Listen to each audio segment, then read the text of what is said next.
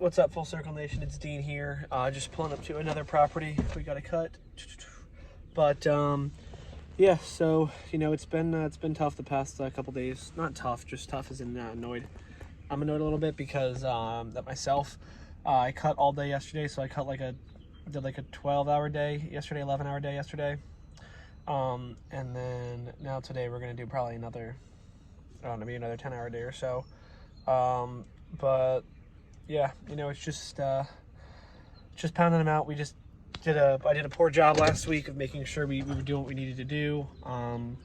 We ended up being down a mower for like a day, which sucked because it was broken and I'm not buying another mower. At least not yet.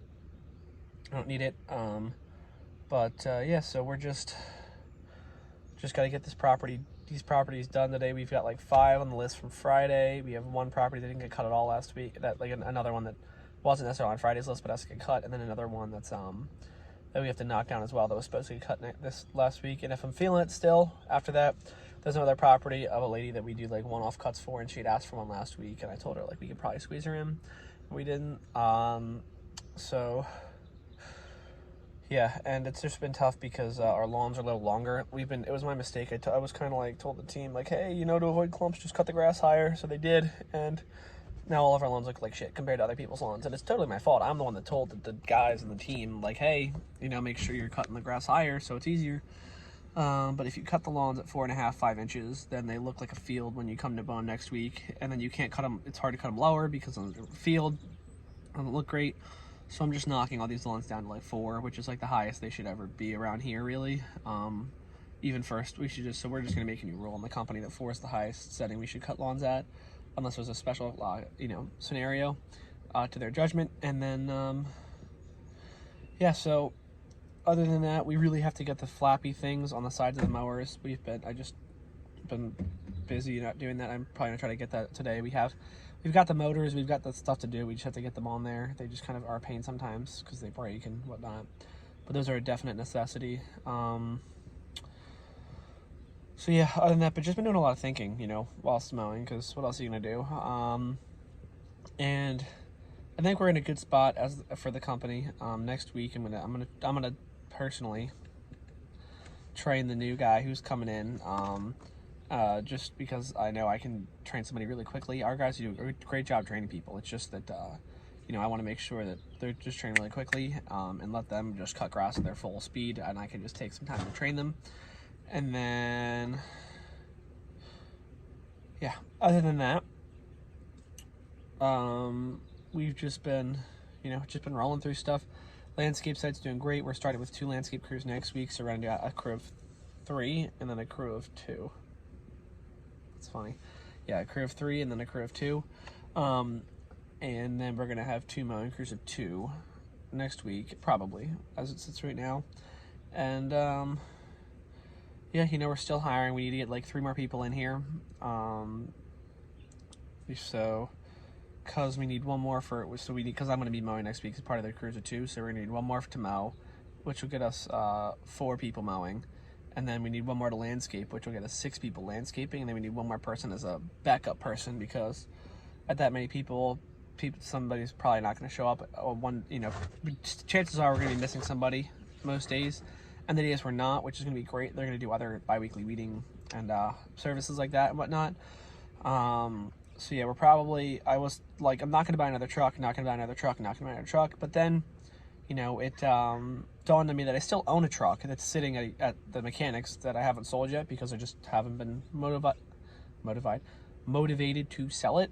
I'm just going to sit in there and I keep forgetting about it. So next week I'm going to take try to really, and even actually probably later today, but try to get that listed and try to get that sold, because that's an additional, let's say $5,000. That's the least amount it's going to sell for is $5,000. So let's say I get $5,000 from that. I can then take that money, turn around, and then I could buy it. There's a truck that actually our mechanic has. I wouldn't actually buy a truck. I wouldn't go looking for a truck, but he has a truck that one of his customers is looking to sell. He's like, hey, I've seen this truck for the past couple of years. It's a great truck. They just did all this work to it. You should probably buy it if you're looking for another truck. So I might buy that. It's like just a $150, and that would be our bi-weekly weeding truck.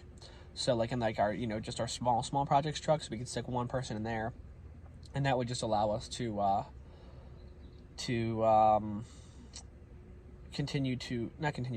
have like options is what we're looking for. Because if we just have these 4 trucks with 3 people, 2 people, 2 people, it's like it's really tough to do small jobs profitably, because we're stuck with we're not stuck with like a 6-hour job, which is a great profitable little job, or an 8-hour job with 3 people. You have to be able 3 of those in a day.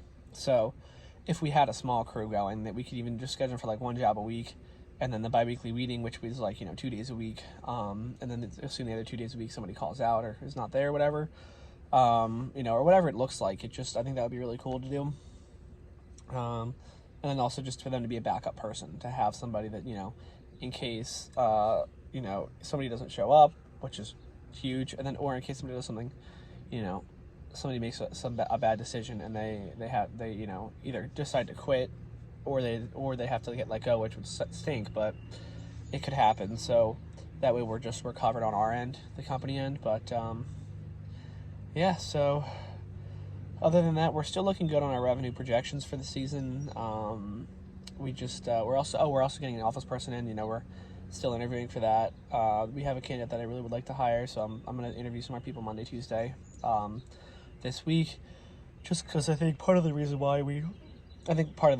that we can pick better people is just interviewing more people. Like if we interview 10 people, we're going to find somebody who's pretty good, I would say. Just pick the best of 10. So we've interviewed, I think, 3, 4. I mean, we had a bunch of interviews scheduled, but I think I've interviewed in person like 3 or 4 people for the office person. Also, I want to get a couple more in. And yeah, that's pretty much where we're at. Really the biggest, I think, thing I've been thinking about a lot on the mowers is that business is simple. If we're not getting the lawns cut, and we've never actually been like at a spot where I'm really confident with our lawn team. It's not their fault, it's my fault. And the reason why is because we don't have people. So business is simple. Hire more people or get less customers. Very simple. And then the other thing is train them well. If I hire people, train them well, we can get more customers and we can be really profitable and do a really good job. If we hire people and don't train them, we're going to be stuck. And if we don't hire people, then we are just not going to be able to cut all of our lawns. So I think that's just a massive thing that's been sticking in my head. It's like, it's so simple. There's no math arbitrage, as Gary Vee would say. There's no crazy, formula to do it. It's just get more people to cut more grass. Stop overthinking it. So, yeah, that's all I got for today, and I will see you guys on the flip side. Peace.